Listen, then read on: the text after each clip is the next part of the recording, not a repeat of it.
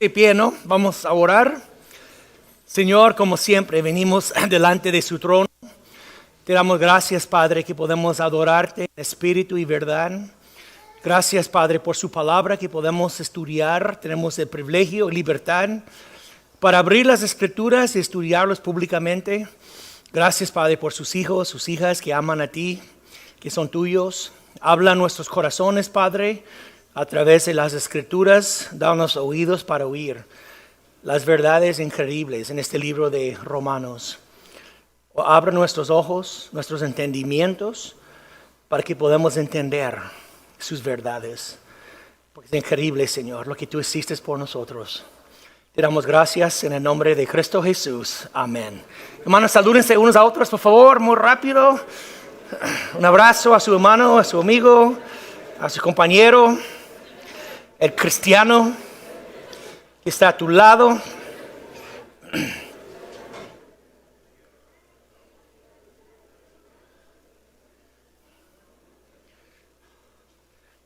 All right.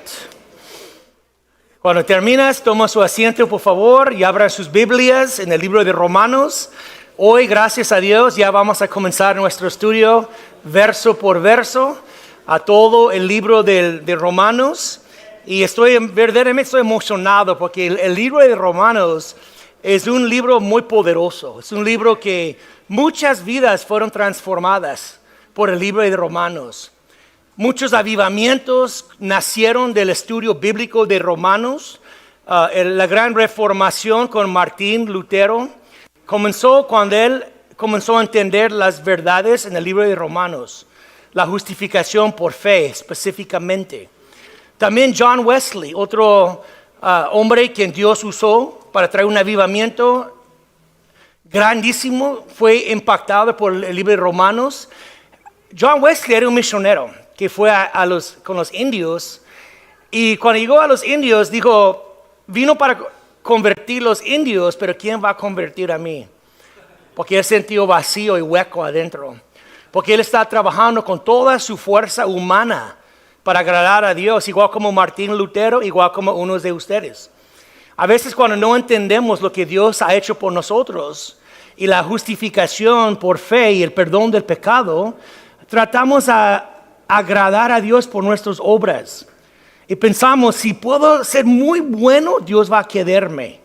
Si puedo vivir una vida muy sagrada, Dios va a amarme. Y no, eso no es el Evangelio es contrario. Somos pecadores que Dios ama. Amén. Y que Dios nos justificó por fe en Jesucristo. No es por lo que tú haces, es por lo que tú creas. Amén. Y Martín Lutero encontró esta verdad en las doctrinas en Romanos, la justificación por fe. Y Martín Lutero fue convertido. Era monje que estaba latigando él mismo, durmiendo afuera en la lluvia, en el frío, castigando a su propia persona, siempre sentía culpable delante de Dios y tenía miedo de Dios. Y alguien preguntó a Martín Lutero, si tú amas a Dios, y ¿sabe lo que dijo él? No, yo aborrezco a Dios. Porque él vio un Dios enojón, un Dios enojado, que nada más estaba buscando errores y fallas para castigar. Y él siempre sentía bajo la ira de Dios, siempre. Y cuando él estudió Romanos, entendía que la justificación es por fe, no por obras. Y eso él fue libre, no fue nacido del Espíritu Santo, y comenzó la gran reformación, Martín Lutero, predicando la justificación por fe y no por obras. Y mucha gente fueron convertidos a Cristo por Martín Lutero, por John Wesley. Y mi oración es que uno de ustedes también, que están tratando todavía en su propia carne para estar bien con Dios, y no ha sometido a la manera en cómo Dios justifica pecadores. Porque Dios justifica pecadores por su fe en Jesús. Amén. Por su creencia en Cristo. Que Él murió por ti y sus pecados fueron perdonados. Fuiste lavado y fuiste justificado delante de Dios una vez para siempre. No podemos ser más justificados. Es algo que tú fuiste declarado justo el momento que tú recibiste a Cristo. Dios declaró a ti justo y tú no puedes añadir a eso ni puedes quitar de eso. Es algo que Dios dio a ti. Muy diferente que la santificación. La santificación es cuando Dios está limpiando nuestro comportamiento, cambiándonos más y más a la imagen de Jesús. Son dos temas distintos. La justificación es dado a ti una vez para siempre. La santificación es un proceso que Dios está limpiándote, moldeándote, cambiándote, disciplinándote, pero eso no afecta a su salvación. Amén. Somos salvos, justificados, gracias a Dios. ¿Cuántos dicen gracias a Dios por eso? Pero la obra de cambiarnos es un proceso largo y somos tercos, ¿cierto o no? ¿Alguien aquí es terco? Oh, yo soy el único. Es un proceso largo porque a veces no queremos agarrar la onda.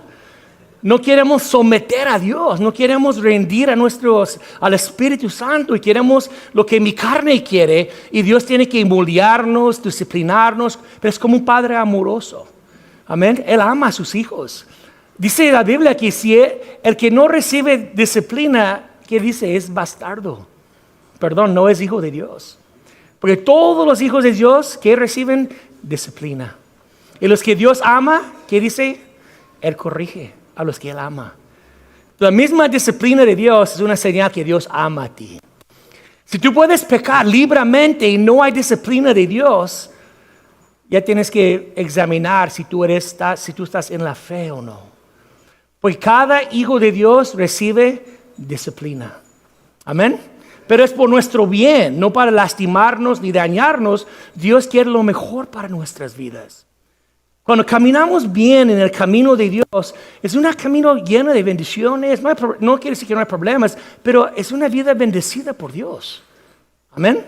Pero cuando caminamos en rebelión y desobediencia en el pecado, ¿quién sufre? Nosotros. Alguien vino hoy, un hermano en Cristo que yo conozco, el hermano bien, y desvió y llegó bien golpeado, bien lastimado. Está compartiendo su historia. Brother, tú sabes el problema. Tú desviaste y mira dónde terminaste.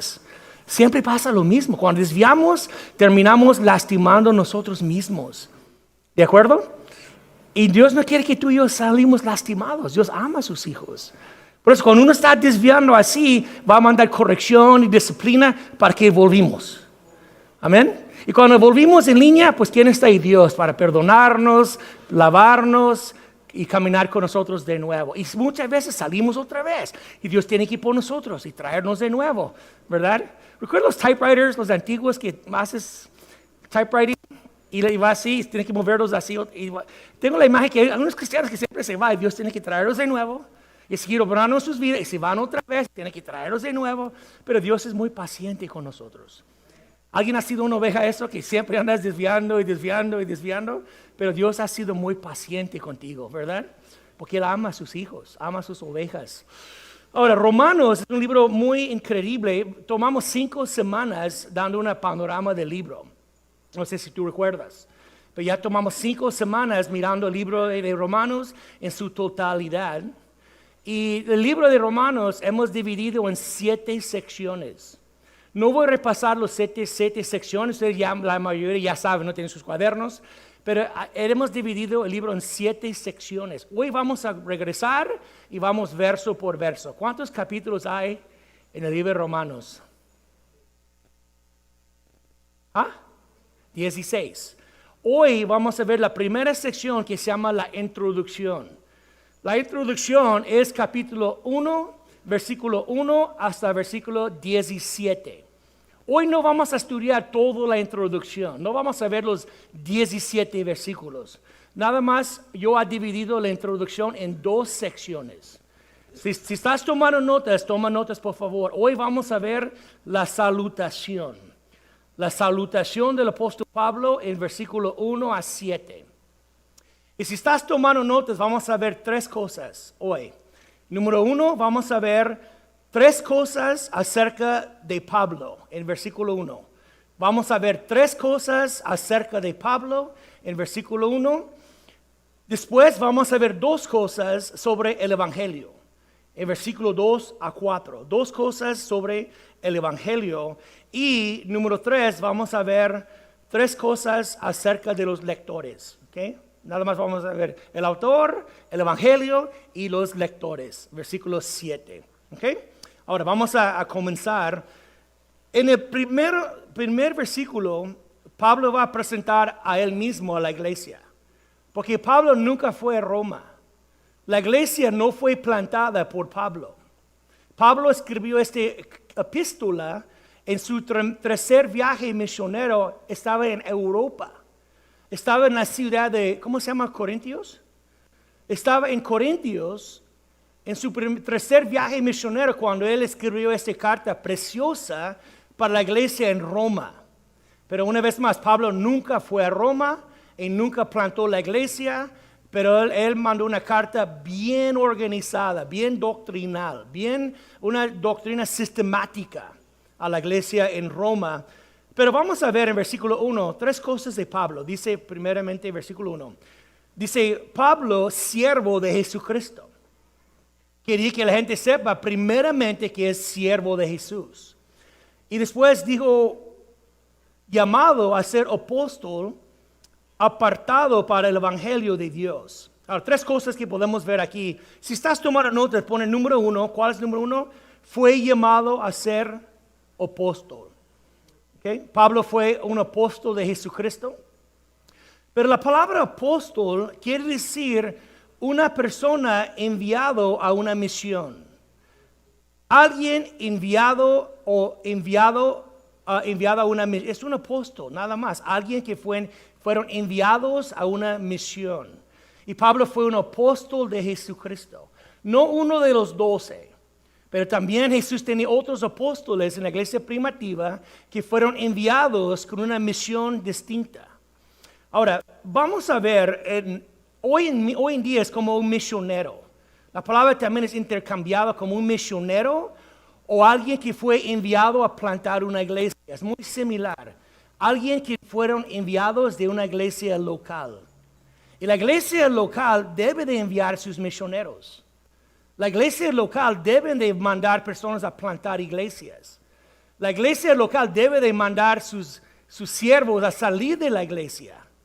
Y vamos conmigo en Hechos capítulo 13 y vamos a ver lo que dice en versículo 1 a 3. Hechos 13, 1 a 3. Vamos a ver la iglesia en Antioquía. Que el apóstol Pablo era un líder en la iglesia en Antioquía. La iglesia tenía varios líderes espirituales y Pablo era uno. Y los líderes espirituales estuvieron ayunando y buscando la dirección de Dios y ministrando al Señor. Este grupo de líderes, Pablo era uno de ellos. Pero dice en versículo 2, fíjate lo que dice. Dice, ministrando estos al Señor y ayunando, y dijo, ¿quién dijo? ¿Quién habló aquí? Dijo el Espíritu Santo. El Espíritu Santo es una persona. No como la iglesia de los testigos de Jehová, quien dice que el Espíritu Santo es una fuerza activa. El Espíritu Santo es una persona que puede hablar, que puede pensar, que tiene voluntad. Y él dice que habló, y dice, ¿dónde estamos? Y dijo el Espíritu Santo, apartarme a Bernabé y a Saulo para la obra a que los he enviado o los he llamado. Entonces, habiendo ayunando y orando, les impusieron las manos y los, ¿qué dice? Despidieron. Fue el Espíritu Santo que habló. ¿Cómo habló el Espíritu Santo? El Espíritu Santo habla en voz audible. ¿Cómo el Espíritu Santo habló en este entonces? ¿Qué? Dice que el Espíritu Santo habló. ¿Cómo fue? ¿Cómo habló el Espíritu Santo? ¿En voz audible? No, él no habla así. Pero ahí en el grupo fuera profetas. Es muy probable que el Espíritu Santo habló a través de una profeta. El Espíritu Santo dijo a través del profeta, apartarme a Bernabé y a Saulo para la obra a que los he llamado. Tiene un llamado parte del Espíritu Santo. Para salir de la iglesia en Antioquía y predicar el Evangelio, plantar iglesias. Y la iglesia, reconociendo el llamado de Dios en sus vidas, despidieron de ellos. No fueron enviados por la iglesia, mayormente fueron despedidos de la iglesia. ¿Quién llamó a ellos? Fue el Espíritu Santo. Y estamos orando, y como iglesia que somos, queremos también involucrarnos en esta obra. de enviar obreros, de soltar obreros. Estamos orando a Dios y pidiendo a Dios que muevan la gente de la iglesia. Poner en el corazón de los hermanos de la iglesia a salir de la iglesia, a llevar la palabra de Dios a otros lugares. Hay una gran necesidad de iglesias en México, donde enseñan las escrituras verso por verso, todo el consejo de Dios. Estamos orando a Dios y tenemos una escuela en Rancho Poema para equipar, para entrenar las personas. Los que sienten un llamado parte de Dios, hemos enviado unos al Rancho Poema para estudiar.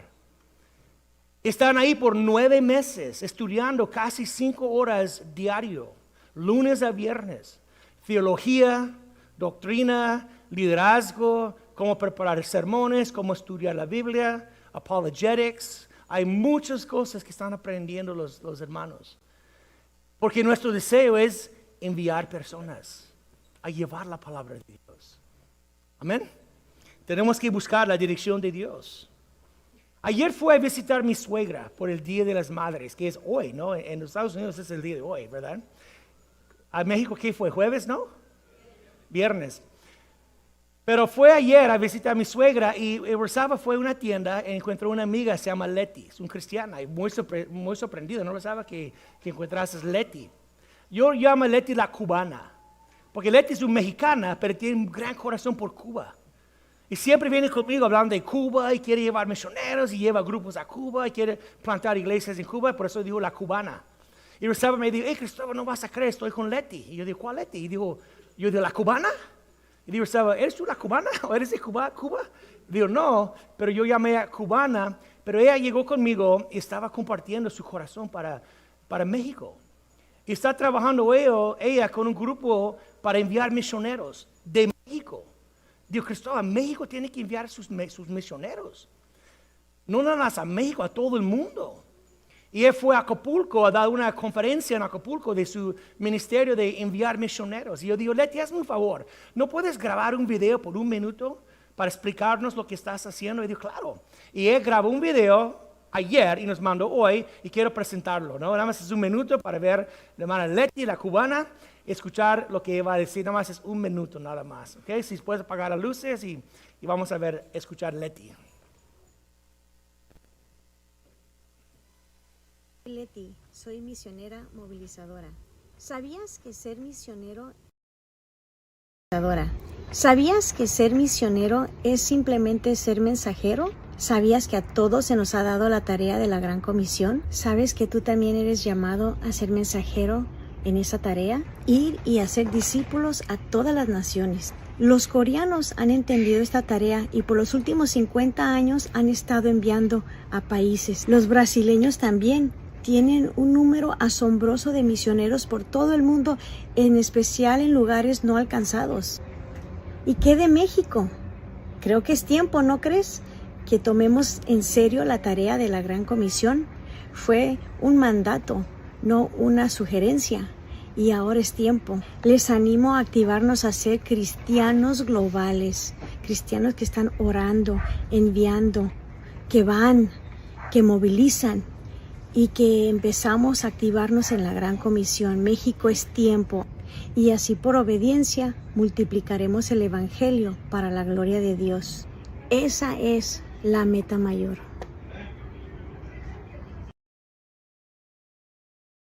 Iglesias, ya tenemos unos alumnos que van a plantar una iglesia aquí en Tijuana. Ya terminando su escuela, van a llegar a la iglesia por 2 meses y después van a salir y plantar otra iglesia en Tijuana. Y estamos orando para plantar 8 iglesias en esta ciudad, 1 por año. También, si alguien siente un llamado o quieres entregarte a Dios y ayudar a plantar una iglesia, la escuela va a comenzar en septiembre. Y nada más tienes que hablar conmigo, expresar su corazón. Queremos confirmar que Dios está llamándote. Y si Dios está llamándote, pues puedes ir a la escuela y dedicar 9 meses del estudio bíblico y prepararte, porque hay una gran necesidad, ¿no?, de la palabra de Dios. ¿Verdad, hermanos? ¿Verdad, hermanos? Y es importante que cada uno de nosotros sabemos que Pablo dice que fue Pablo llamado a ser apóstol. Fue llamado parte de Dios. Creo que es muy importante que cada uno de nosotros sabemos qué es el llamado de Dios en mi vida. ¿Qué me ha llamado Dios a hacer? Tu vida no es tuyo. Fuiste comprado con la sangre de Jesús. Y cada cristiano debe de orar y preguntar a Dios, Padre, ¿cuál es o qué me has llamado a hacer? Pablo fue llamado a ser apóstol, pero ¿qué es mi llamado? Dios me llamó a dejar mi familia y mi trabajo y mi negocio y venir a la tierra prometida, que es México, ¿no? ¿La tierra prometida es México o no? Pero Dios me llamó acá y tal vez hay unos de ustedes que Dios quiere llamarte a hacer algo por Dios, ser usado por Dios. Entrégate. Ahora, número 2, no nomás fue, pero antes que Pablo dijo que fue apóstol, dice el número 2 es Pablo era siervo de Jesucristo. Fíjate, versículo 1 dice así, Pablo, siervo de Jesús. La palabra aquí por siervo es literalmente, no es tanto siervo, es esclavo. Es mejor traducido esclavo. No nada más un siervo, dijo Pablo, soy esclavo, porque la palabra en el griego es doulos. Y la palabra doulos quiere decir literalmente soy esclavo. Es una descripción de alguien quien ha entregado toda su persona a la voluntad de alguien más. Soy esclavo de esa persona. Y Pablo era un esclavo a Jesucristo, totalmente dado a la voluntad de Dios por su propia voluntad, no por fuerza, por su propia voluntad, porque él amaba a Jesucristo. Amén. Hermanos, ayúdame. Amén. Ahora, me encanta cómo está ilustrado eso, porque en el libro de Éxodo, capítulo 21, si leemos versículo 1 a 6, ahí habla de la ley de esclavos. Y Dios, en este entonces, los hijos de Israel tenían esclavos. Pero un esclavo no es como tú y yo conocemos hoy en día. Un esclavo era alguien que tal vez debía dinero y no podía pagar lo que él debía y vendió él mismo a la persona como esclavo. No puedo pagarte, pero estoy a sus órdenes, voy a servirte en lo que tú quieres, lo que tú deseas, para pagar lo que debo. Era más que todo, era eso. En Roma tenía miles y miles de esclavos. Era muy común a tener varios esclavos en una casa. Pero Dios en su ley puso una ley increíble, porque Dios dijo que un esclavo puede servir nada más por 6 años, nada más. Un judío no podía tener un esclavo por más de 6 años. Dijo Dios, el 7º año tienes que soltar el esclavo. Déjalo ir libre. Pero si el esclavo dijo, yo amo mi amo y no quiero dejarlo, yo quiero servir a mi amo, podía hacerlo.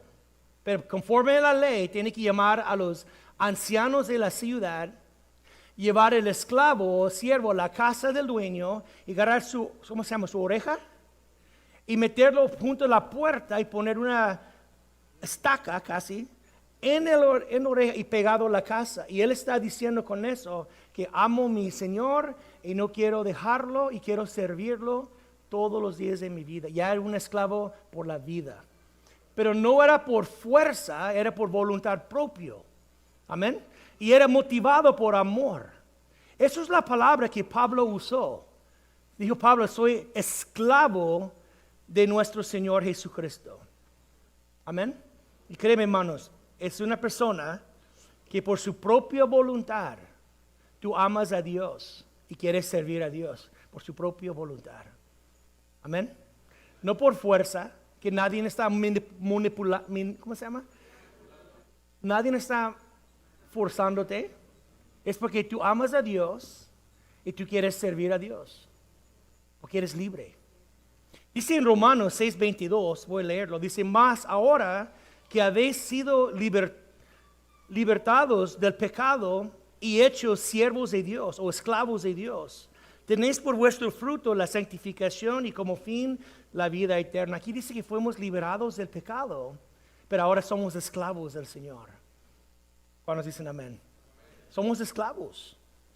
Es el tipo de siervo que Dios quiere, voluntario. La mayoría de las funciones de la iglesia es por voluntarios. Es por personas que no reciben ningún sueldo, ninguna ofrenda, pero 90% de la iglesia está manejada por personas que aman a Dios y quieren servir a Dios. Con su dinero, con sus esfuerzos, y no reciben ninguna recompensa, porque son los dulos que dicen, amo al Señor y quiero servir a Dios. Cuando dicen amén. Estos son los siervos que Dios está buscando, que dicen, Señor, úsame, usa mis manos, usa mis pies, usa mi persona. Soy tan agradecido que tú me has dado libertad que ahora quiero servirte toda mi vida. Es la palabra que Pablo usó. Y verdaderamente cuando dijo Pablo apóstol de Jesús, que es una posición con autoridad, pero antes que eso, él dijo siervo o esclavo de Jesús primero. Y es muy importante porque no es tan importante qué es nuestra posición. Si somos pastores o líderes, evangelistas, lo más importante es primeramente somos siervos de Dios. Amén. Somos siervos ante todo. Y tenemos que mantener este tipo de humildad. Y cuando Pablo fue convertido a Jesús en Hechos capítulo 9, ¿recuerdas que estaba yendo a perseguir los cristianos? En el camino vio una luz y cayó de su caballo y Jesús dijo, Saulo, Saulo, ¿no es difícil luchar contra mí? Y Pablo dijo, Señor, ¿quién eres? Inmediatamente Pablo dijo, Señor, ¿quién eres? Quiero conocerte primero. Y la segunda frase fue, Señor, ¿qué quieres que yo haga? Señor, ¿quién eres tú? Así debe de ser. Primeramente queremos conocer a Dios, primero. Y después debemos de preguntar, Señor, ¿qué quieres que hacemos? ¿Cuál es tu voluntad? ¿Cuál es tu deseo? Y Pablo desde el día que fue convertido fue un siervo de Jesucristo, un esclavo a Dios. Ahora, número 3, dice, fue apartado para el Evangelio. Versículo 1 dice así, apartado para el Evangelio de Dios. Antes que Pablo fue convertido a Cristo, dice que Pablo era fariseo. Y la palabra fariseo, ¿qué quiere decir? Separado. La misma palabra fariseo es separado.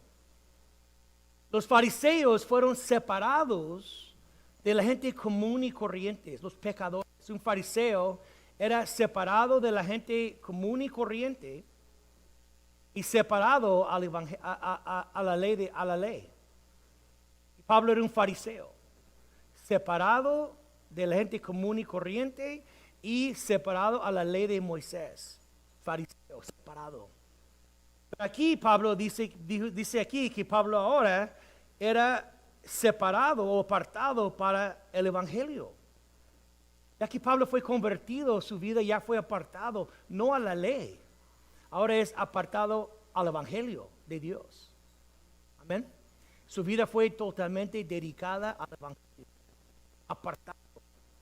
Dice el Espíritu Santo, apartarme, Saulo y Bernabé, por la obra de lo cual yo estoy llamándolos. Apartarlos. Pablo fue apartado para el Evangelio de Dios. Ya salió no predicando la ley, sino predicando la gracia de Dios. El Evangelio, gracia, salvación por gracia, no por obras. Y fue dedicado a eso. Ahora, ya en versículo 1 notamos 3 cosas de Pablo. Era llamado a ser apóstol, era siervo de Jesucristo y era apartado para el Evangelio. Ahora, vamos a ver 2 cosas del Evangelio. En versículo 2 a 4. Número 1, dice que fue prometido. Capítulo 1, versículo 2. Dice que él había prometido antes por sus profetas en las Santas Escrituras. ¿Qué está diciendo Pablo? El Evangelio no es nada nuevo. El Evangelio no es una nueva invención mío. Pablo dijo, el Evangelio fue profetizado por los profetas en las Escrituras. No es una nueva invención el Evangelio. Muchos pensaban que el nacimiento de la iglesia era un nuevo movimiento totalmente. Pablo dijo, no. El Evangelio que estoy predicando no es algo nuevo, no es algo fabricado recién. Este Evangelio fue profetizado por los profetas en las Santas Escrituras. Leer las Escrituras. Ahí está el Evangelio. Sabemos que Jesús cumplió más de 300 profecías en su primera venida. Jesús dijo a los líderes religiosos, ustedes estudian las Escrituras y piensan que tienes vida eterna en las Escrituras, pero ¿qué dijo Jesús? Las Escrituras hablan de mí y tú no quieres venir a mí.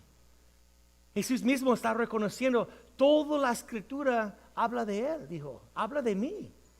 Tú estudias la ley, estudias la Escritura y todo eso, tú crees que tienes vida en las Escrituras, pero no es así. Las Escrituras hablan de mí, una persona. Y tú no quieres venir a mí para ser salvos. Y Pablo quiere que los creyentes en Roma entiendan que el Evangelio no es algo nuevo, brothers. Es algo que fue prometido por los profetas en las Escrituras. Leer la Escritura y vas a encontrar todo habla de Jesucristo. Amén. Toda la Escritura habla de Jesús. El Evangelio fue prometido. También, número 2, algo del Evangelio es importante, se trata de Jesús.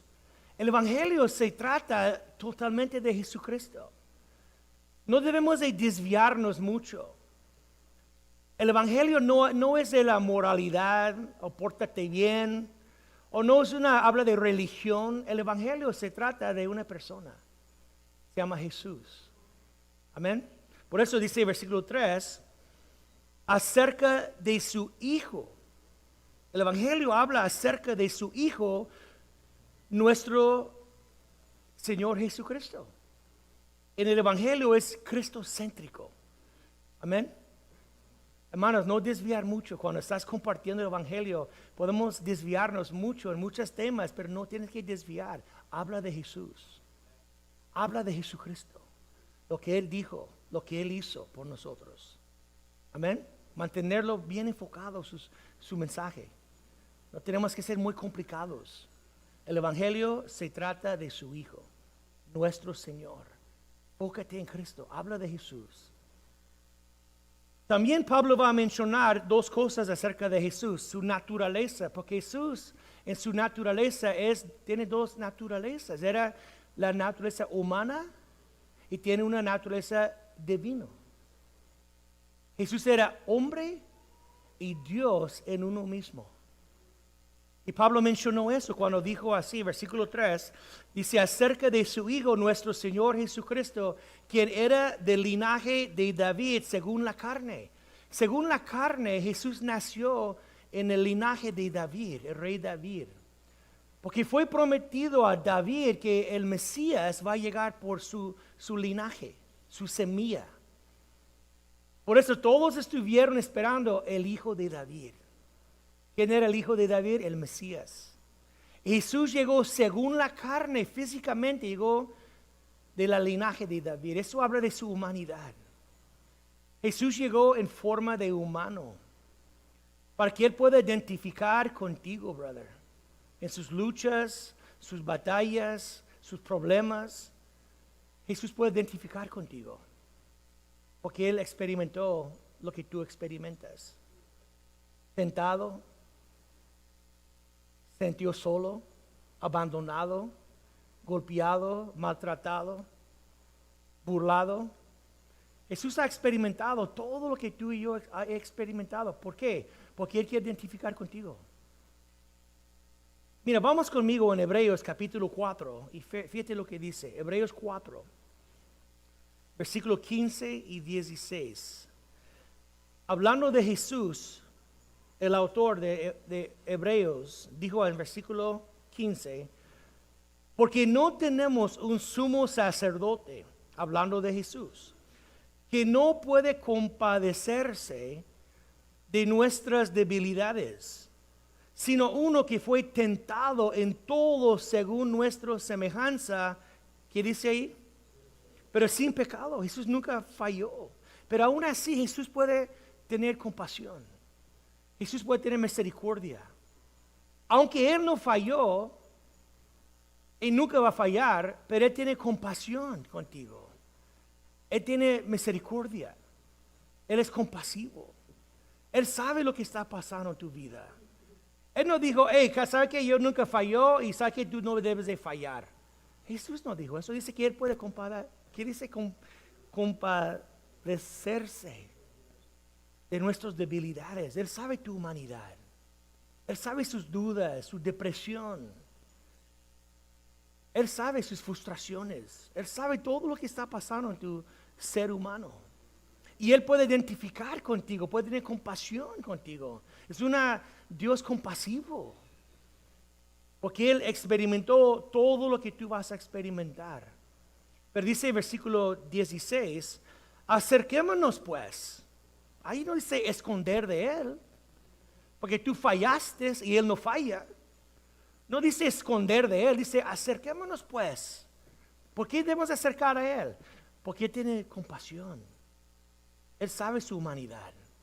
Él sabe su naturaleza pecaminosa que tú tienes. Él sabe sus luchas, sus dudas. Y dice, acerquémonos pues confiadamente, ¿dónde? Al trono de ¿qué? ¿De juicio? Al trono de gracia. ¿Para qué? ¿Qué vas a alcanzar ahí? Para alcanzar misericordia y hallar gracia para el oportuno socorro. Qué bonito, ¿no, hermanos? Cuando tú acercas a Dios, ¿qué encuentras? Gracia, misericordia. ¿Por qué? Porque Él sabe, Él experimentó. No tenemos un sumo sacerdote que no puede identificar con nosotros. Por eso Jesús nació y llegó como un ser humano para probar, para tomar y probar lo que tú pruebas. Amén. Qué fácil a decir Jesús, hey, yo nunca pecó, tú no debes de pecar, pero no es así, Él es compasivo. Dice, acerquémonos para encontrar gracia, es un trono de gracia. ¿Qué vas a encontrar en el trono de gracia? Misericordia. ¿Qué es misericordia? Tú no vas a recibir lo que tú mereces. Es misericordia. Cuando tú acercas al trono de gracia, no vas a recibir lo que tú mereces. Porque tú mereces castigo, ¿cierto o no? Tú mereces el infierno. Pero Dios no va a extender eso. Él va a extender gracia y misericordia y ayuda. Por eso tú y yo tenemos que hacer lo mismo como Jesús. ¿Qué es eso? Lo que tú recibiste de Dios, tú tienes que dar a otros. Si tú has recibido gracia de Dios y misericordia, es lo que tú tienes que dar a los demás. Amén.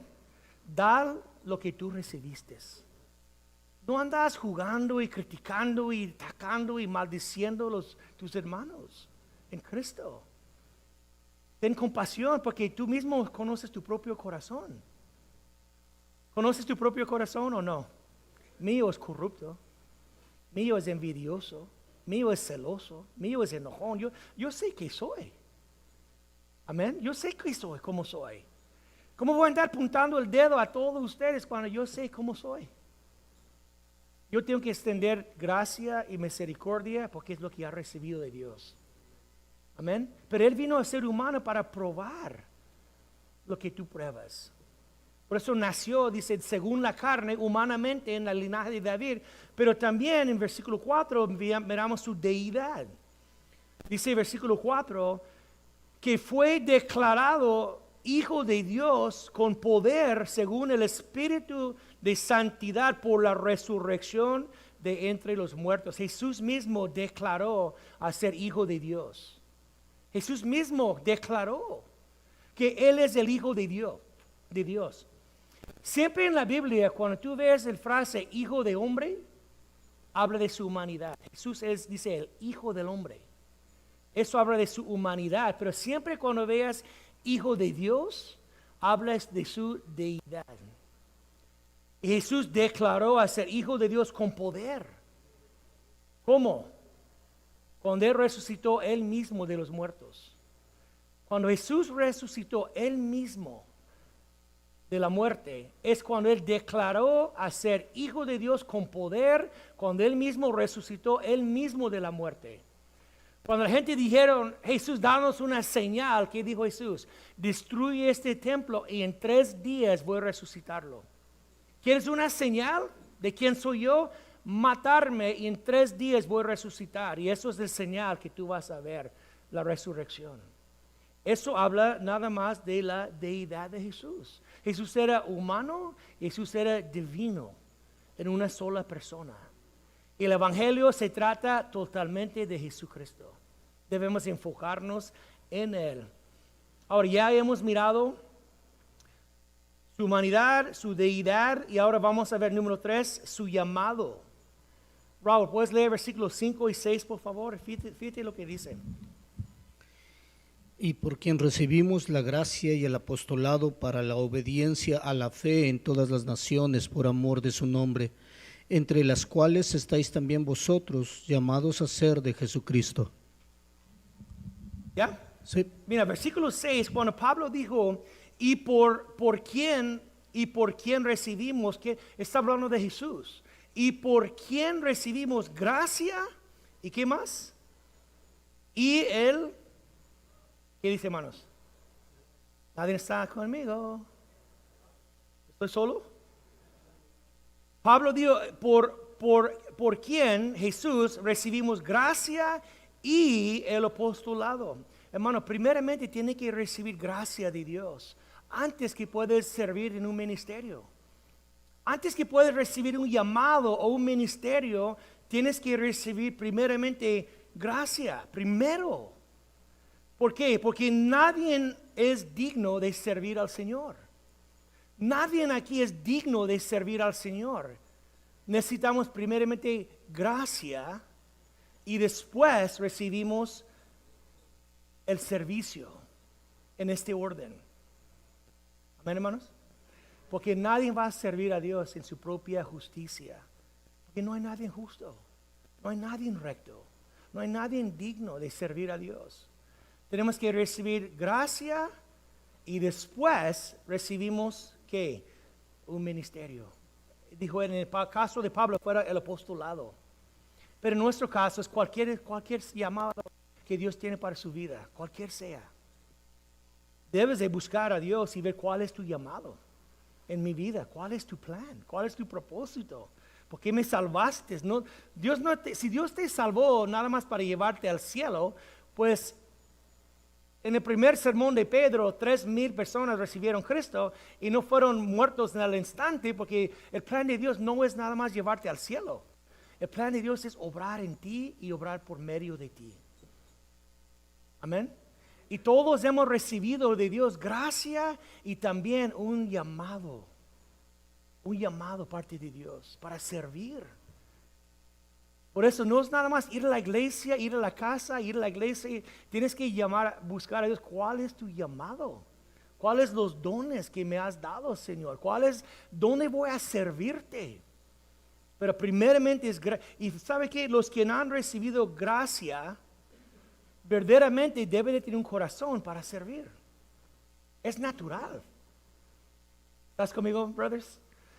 El que han recibido gracia de Dios debe de tener un corazón para servir a Dios. Debe de ser natural, no forzado.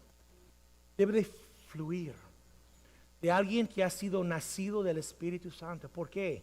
Porque somos siervos de Dios. Fuimos llamados a servir. Somos esclavos de Dios. Mi vida ya no es mía, mi vida pertenece a alguien más. ¿De acuerdo? Ahora vamos a ver rápidamente, terminando, 3 cosas sobre los lectores. Ya miramos del autor, del Evangelio y ahora de los lectores. Primeramente, número 1, estaban en Roma, obvio. Dice versículo 7, a todos los que estáis, ¿dónde? En Roma. Una vez, cuando Pablo escribió esta carta a los hermanos en Roma, la iglesia no estaba congregando en un edificio como hoy en día. La iglesia no tenía edificios. La iglesia congregaba en casas, en muchas casas. Es donde la iglesia primitiva congregaron. No tenía lugares centrales como hoy en día. Congregaron en casas y Pablo escribía a todos los que están en Roma, todos los hermanos en Roma, los creyentes que vivían en Roma. Ahora, una vez más, Pablo nunca plantó la iglesia. Las otras cartas que Pablo escribió, como Corintios, Gálatas, Efesios, Filipenses, Colosenses, Tesalonicenses, eran iglesias que Pablo plantó y mandó cartas a las iglesias, pero esta iglesia no. Te digo, estaba todavía en su tercer viaje misionero en Corintios cuando escribió esta carta. Ahora la pregunta es, ¿cómo la iglesia fue plantada en Roma? ¿Cómo el evangelio llegó a Roma? Y muchos creemos que los judíos tenían que ir a Jerusalén 3 veces al año a celebrar fiestas, 3 fiestas anuales, donde todos los judíos tenían que ir a Jerusalén. Y muchos creen que en la fiesta de Pentecostés, cuando los judíos de Roma fueron a Jerusalén a celebrar la fiesta de Pentecostés, es el día cuando el Espíritu Santo fue derramado sobre los 120 creyentes y ellos hablaron en lenguas, ¿recuerdas? Y la gente oyendo, dice el evangelio en lenguas, pero pensaron que los apóstoles o los discípulos estuvieron borrachos, ¿recuerdas? Y dijeron, ¿cómo es posible que oyemos las maravillas de Dios en nuestras propias lenguas? Y después Pedro predicó su primer sermón. ¿Cuántas personas llegaron a Jesús en el primer sermón de Pedro? Dice 3,000 llegaron a Jesús. Muchos de ellos quedaron en Jerusalén, convertidos a Cristo de nuevo, y quedaron día tras día estudiando la doctrina de los apóstoles, siguiendo en la comunión uno con otro, oraciones, y mucha gente fueron añadidos. Y es muy probable que ellos llevaron de nuevo el evangelio a Roma. Y por eso ellos mismos, compartiendo Cristo con sus compañeros y familiares, pues mucha gente llegó a Jesús en Roma. Por eso Pablo escribió la carta a la iglesia en Roma. Y así es como el evangelio, how do you say spreads? ¿Cómo es eso? Cuando un creyente comparte lo que tú has recibido. Así es como el evangelio va a extenderse. Cuando uno recibe el evangelio y comparte con los demás. Dice, nosotros no somos como presas. Una presa es que recibe, pero no hay salida, es una presa. Y el cristiano no es como una presa, nada más recibir y recibir estudios bíblicos y todo el día estudiando y aprendiendo. Pero un cristiano es como una canal. En una canal el agua entra y el agua pasa por el canal, ¿no? Y somos canales que recibimos y compartimos. Así es como el evangelio va a alcanzar México.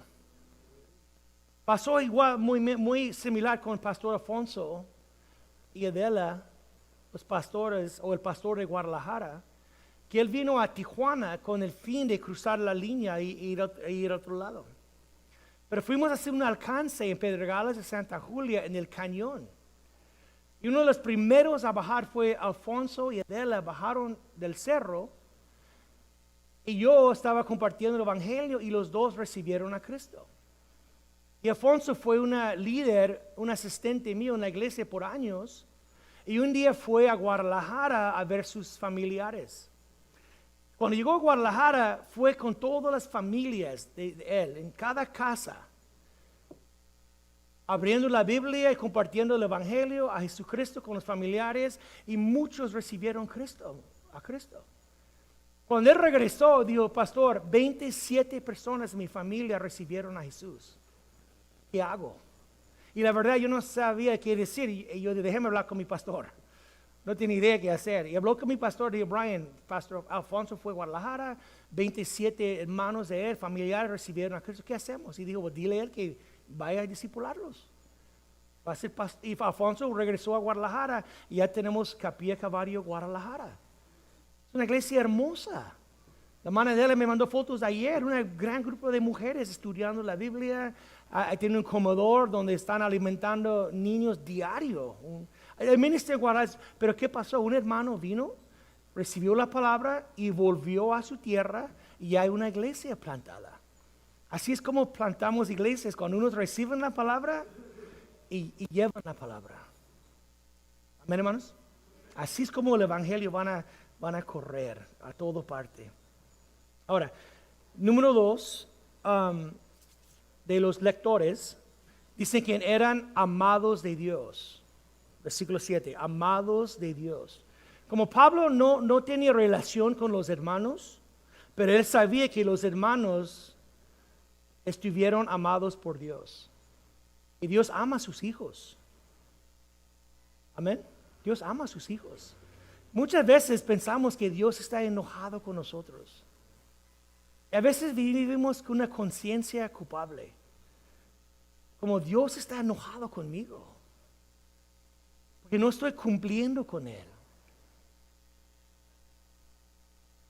Pero si tú piensas que Dios está siempre enojado contigo, tú no entiendes Dios correctamente. Tú no entiendes Dios correctamente. Si tú piensas que Dios es un Dios enojado contigo, esperando que tú fracasas y falles para castigarte, tú no conoces a Dios bien. Porque Dios ama a ti. Tú estás en Cristo. Sus pecados están perdonados. Dios ama a sus hijos. Él ama a ti. Él está enamorado contigo. No tiene que vivir una vida siempre sintiendo culpable. Dios es enojado contigo porque tú fallaste. Él sabe que tú vas a fallar. No es una excusa, pero es una realidad. Si Dios justificó a ti por fe, no por obras, pues tú eres justificado. Tú eres amado de Dios. ¿Cuántos dicen amén? Tienes que recibir el amor, brother, porque unas personas aquí, estás siempre viviendo con el sentido o el sentir que Dios está enojado contigo. Quiero decir que Dios ama a ti, eres amado de Dios. ¿Cómo sabemos? Porque Él, mira lo que hizo por mí y por ti. Ahora, número 3, terminando, dice, fueron llamados a ser, ¿qué? Los hermanos en Roma fueron llamados a ser, la palabra santo literalmente quiere decir apartados. La idea es que tú eres cristiano, eres santo, en el sentido que tú fuiste apartado para Dios. Es su posición. Cuando Dios te compró con su sangre, Él apartó a ti. Ahora tú perteneces a Él. Amén. Tú ya eres santo. Tú eres un santo. ¿Quiénes son los santos? Un grupo de personas súper piadosos que alcanzaron este nivel de ser santo por su piedad. No, la Biblia no dice eso. La Biblia nos dice que todos son llamados santos. Eres tú apartado por Dios. Amén, me encanta eso porque yo soy Santo Cristóbal. Mi hermano mayor me dio mi nombre y me dijo, Cristóbal, ¿tú sabes cuando tú naciste te nombró por el Santo Cristóbal? ¿En serio? Porque vivió como un diablo. Cuando me bautizaron nada más mojaron mis cuernos y mi cola. Pero, ¿sabe la historia de Santo Cristóbal? El Santo Cristóbal. ¿No? ¿Sí sabe o no? ¿Quiere saber? Ok. El Santo Cristóbal dicen que era un hombre piadoso que amaba a Dios. Y él ayudó a cargar personas. Era un río poco difícil a cruzar. Y él, Santo, o Cristóbal, no era santo en este entonces, era Cristóbal. Pero él cargaba personas en sus hombros, los pobres y la gente que tiene problemas físicos, y él cruzó el río con ellos y regresó y todo el tiempo estaba cruzando gente del río. Y dice que un día llegó un niño y él cargó el niño, pero cuando estaba caminando fue más y más y más pesado, y el niño era súper pesado, y cuando llegó al otro lado y bajó el niño dijo que él es Cristo y que él estaba cargando el peso del mundo. Y por eso se llama Santo Cristóbal, que quiere decir portador de Cristo, el que cargó Cristo en sus hombros. Ahora, Él es el santo de los, ¿cómo se llama? Los ¿cómo se llama? El santo de los, ¿cómo se dice? Travelers, viajeros. Él es el santo de los viajeros, dicen. Que como Él llevó gente en este río, Él es el santo de los viajeros. Ahora, ¿tú crees eso? ¿Tú crees que Él cargó el baby Jesus? Y ahora es santo porque Él cargó el baby Jesus. No, of course not. Porque la realidad bíblica es que todos somos santos. Tú fuiste apartado por la gloria de Dios. Dios apartó tu vida, hermano y hermana, por su gloria y su honra. Tú has sido apartado por Dios. Amén. Dios escogió a ti para ser su hijo. Y tú fuiste apartado por Él. Y Él ama a ti. Con todos sus errores y fallas y debilidades, tonterías, tú eres apartado por Dios. Tú eres justificado por fe. Y Él ama a ti. Tú dices, pues nadie me ama. Él ama a ti. Él ama a ti. Él murió por ti. Su sangre fue derramada por ti. Por eso, terminando con versículo 7, el fin dice, gracia y paz a vosotros de Dios nuestro Padre y de quién más. Nota que dice gracia y paz a vosotros. ¿Por qué dice así gracias y paz? Porque nadie puede tener paz con Dios si tú no has recibido primeramente la gracia de Dios. Tú no puedes tener paz con Dios. Porque la Biblia dice que somos enemigos de Dios. Enemigos. Si tú nunca has recibido a Cristo, tú eres enemigo de Dios hoy en día.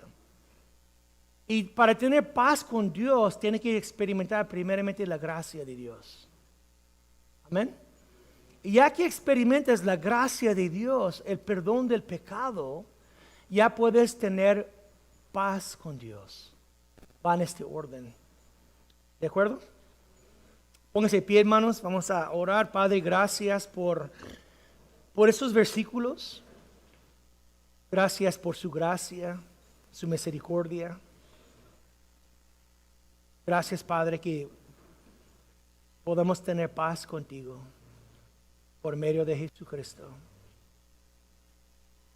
Señor, usa este estudio bíblico verso por verso. Habla a nuestros corazones. Guíanos. Liberarnos, Padre.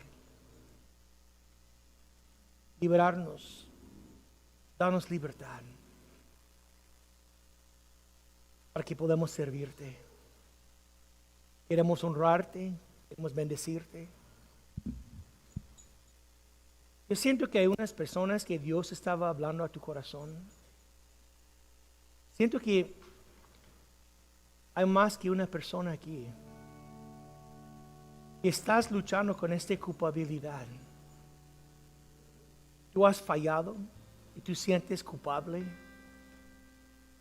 Sientes condenado. Hasta sientes que Dios no ama a ti. Pero Dios está hablando a tu corazón.